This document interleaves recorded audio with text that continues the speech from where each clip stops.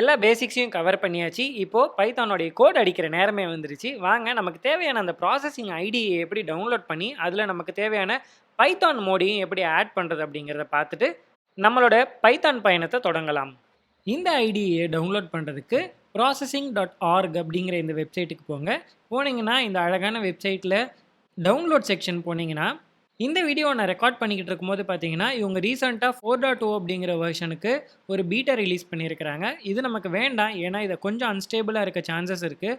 So நம்ம ஸ்டேபிளாக இருக்கிற வெர்ஷனான 3.5.4 அப்படிங்கிற வெர்ஷனை டவுன்லோட் பண்ணலாம்.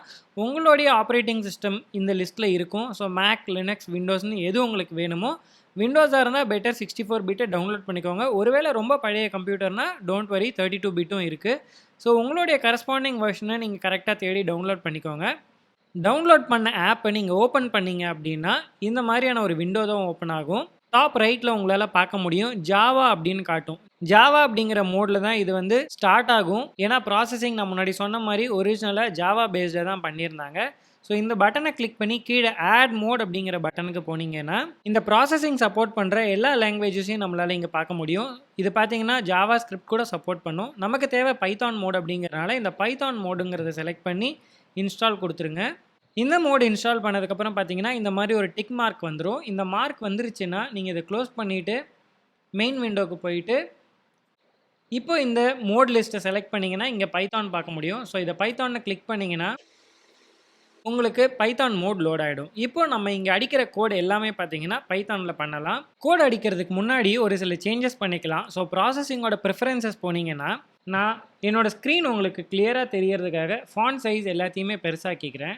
ஸோ இங்கே மேலே இருக்கிற எடிட்டருக்கும் சரி, கீழே இருக்கிற கன்சோலுக்கும் சரி, ரெண்டுத்துக்கும் நான் ஃபாண்ட் சைஸை பெருசாக்கிக்கிட்டு இதை சேவ் பண்ணிக்கிறேன்.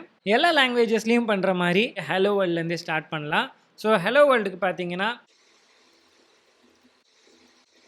இந்த ஒரு லைன் கோடை எழுதிட்டு நம்ம மேலே இருக்கிற இந்த ப்ளே பட்டன் ஆர் ரன் பட்டனை கிளிக் பண்ணோம் அப்படின்னா இந்த ப்ரோக்ராம் ஆட்டோமேட்டிக்காக பில்ட் ஆகி நமக்கு அவுட்புட் கீழே டிஸ்பிளே ஆகிடும். இந்த மாதிரி அவுட்புட் வரும்போது பார்த்தீங்கன்னா இந்த மாதிரி ஒரு குட்டி விண்டோவும் வர்றதுக்கான சான்சஸ் இருக்குது. இது ஏன் வருது அப்படின்னு பார்த்தீங்கன்னா நான் சொன்ன மாதிரி இது ஒரு கிராஃபிக்கல் ப்ரோக்ராம் இல்லையா. ஸோ நம்ம ஏதாவது கிராஃபிக்கலாக யூஸ்வலாக பண்ணியிருப்போம், அது இந்த விண்டோவில் டிஸ்பிளே ஆகும். ஏதாவது டெக்ஸ்ட் பேஸ்டாக பண்ணால் அது கீழே இருக்கிற இந்த கன்சோலில் வரும். ஸோ நம்ம இங்கே பண்ணியிருக்கிறது பார்த்தீங்கன்னா நார்மல் பிரிண்ட் அப்படிங்கிற ஃபங்க்ஷன் அப்படிங்கிறதுனால கீழே கன்சோலில் வந்திருக்கு. இதை க்ளோஸ் பண்ணிவிட்டு இங்கே இருக்கிற இந்த ஒரு லைனை நம்ம புரிஞ்சிக்க ட்ரை பண்ணலாம்.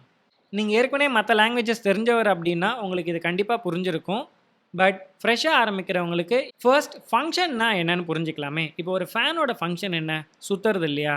ஸோ ஒரு வேலையை செய்கிறது அல்லது அந்த வேலையை நம்ம ஃபங்க்ஷன் அப்படின்னு சொல்லுவோம். இப்போது ஸ்க்ரீனில் நம்ம ஏதோ ஒரு இன்ஃபர்மேஷனை பிரிண்ட் பண்ணணும் அப்படின்னா அதை செய்கிறதுக்கு நம்ம கோடு எழுதணும் இல்லையா.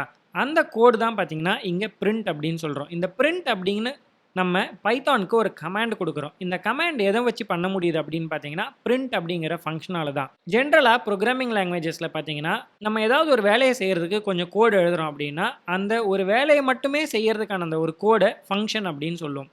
அந்த ஃபங்க்ஷனுக்கு நம்ம பேரும் வைப்போம். அப்படி இந்த பைத்தானை உருவாக்கினவங்க பார்த்தீங்கன்னா ஸ்க்ரீனில் பிரிண்ட் பண்ணுறதுக்கு உருவாக்கின ஒரு பீஸ் ஆஃப் கோடு இருக்கும் இல்லையா, அந்த பீஸ்க்கு பிரிண்ட் அப்படின்னு பேர் வச்சிருக்கிறாங்க. இப்போது நம்ம அந்த பிரிண்ட் ஃபங்க்ஷனை கால் பண்ணுறோம். அப்படி கால் பண்ணும்போது வெறும் பிரிண்ட்னு சொன்னால் போதாது இல்லையா, என்ன பிரிண்ட் பண்ணணும் அப்படின்னு சொல்லுவோம். ஸோ நம்ம ஒரு ஃபங்க்ஷனை கால் பண்ணணும் அப்படின்னா அந்த ஃபங்க்ஷனோட பேரை கொடுத்துட்டு அந்த பேருக்கு பக்கத்தில் 2 பிராக்கெட் போடணும். இதுதான் வந்து சின்டாக்ஸ். எப்படி வந்து இங்கிலீஷ் மாதிரியான ஒரு லாங்குவேஜோ இல்லை தமிழ் மாதிரியான ஒரு மொழிக்கோ ஒரு வழிமுறை இருக்குது இல்லையா, அதுக்கு பேர் கிராமர் இல்லை இலக்கணம். அந்த மாதிரி இந்த லாங்குவேஜ்க்கும் பார்த்தீங்கன்னா ஒரு சின்டாக்ஸ் இருக்கும். அந்த சின்டாக்ஸ் படி நம்ம ஒரு ஃபங்க்ஷனை கால் பண்ணுறோம் அப்படின்னா நம்ம அதுக்கு பக்கத்தில் இந்த 2 பிராக்கெட்ஸ் ஆர் பேரந்தசிஸை போடணும். இப்போது பிரிண்ட் அப்படின்னா என்ன, எதையோ பிரிண்ட் பண்ணணும்னு சொல்கிறோம் இல்லையா, ஒன்றுமே சொல்லலைன்னா ஒன்றுமே பிரிண்ட் பண்ணாது. பட் நம்ம இங்கே வந்து ஹலோ வேர்ல்டு அப்படிங்கிற வார்த்தையை பிரிண்ட் பண்ண சொல்கிறோம் அப்படின்றதுனால இந்த 2 பிராக்கெட்ஸ்க்கும் நடுவில் இந்த மாதிரி டபுள் கொட்டேஷனோ இல்லை சிங்கிள் கொட்டேஷனோ கொடுத்து இந்த 2 கொட்டேஷன்ஸ்க்கு நடுவில் நம்ம என்ன பிரிண்ட் பண்ணணும்னு நினைக்கிறோமோ அதை அப்படியே டைப் பண்ணணும். அப்படி டைப் பண்ணி முடிச்சுட்டு நம்ம ப்ரோக்ராமை ரன் பண்ணும்போது நம்ம பிரிண்ட் பண்ண சொன்னதை அப்படியே ஸ்க்ரீனில் பிரிண்ட் பண்ணும். இங்கே பார்த்தீங்கன்னா நம்ம டபுள் கோட்ஸ் இல்லை சிங்கிள் கோட்ஸ்க்குள்ளே என்ன கொடுக்குறோமோ அது அப்படியே பிரிண்ட் ஆகும். இந்த டபுள் கோட்ஸோ சிங்கிள் கோட்ஸோ பிரிண்ட் ஆகாது. இது ஏன் அப்படின்னு யோசிச்சு பார்த்தீங்கன்னா நம்ம இங்கிலீஷ்லேயும் தமிழ்லையும் கூட எழுதும்போது பாருங்களேன், ஒருத்தவங்க ஒரு வாக்கியத்தை பேசும்போது அவங்க பேசுகிறாங்க அப்படிங்கிறத குறிக்கிறதுக்கு அந்த கொட்டேஷன் போடுறோம். ஆனால் நம்ம அதை படிக்கும்போது அந்த கொட்டேஷனை தனியாக உச்சரித்து படிக்கிறோமா, இல்லை. ஒரு புரிதலுக்காக தான் அந்த கொட்டேஷன் போடுறோம். அதே மாரி தான் பார்த்தீங்கன்னா, புரோகிராமிங்கில இந்த மாரி எழுத்துக்கள ஒண்ணா சேர்த்து எழுதும்போது, அந்த சேர்த்து எழுதுறதுனாலே அதுக்கு அந்த ஸ்ட்ரிங் அப்படிங்கிற பேரும் உண்டு. ஸோ ஸ்ட்ரிங்ஸ குறிக்கிறதுக்கு நம்ம சுத்தி அதில டபுள் கோட்ஸோ இல்ல சிங்கிள் கோட்ஸோ பைத்தான் அப்படிங்கிறனால டபுள் கோட்ஸ்க்கு பதிலா சிங்கிள் கோட்ஸும் போடுறோம். ஒரு சில லாங்குவேஜ்ல பார்த்தீங்கன்னா, டபுள் கோட்ஸ் மட்டும் தான் அலோவ் பண்ணுவாங்க.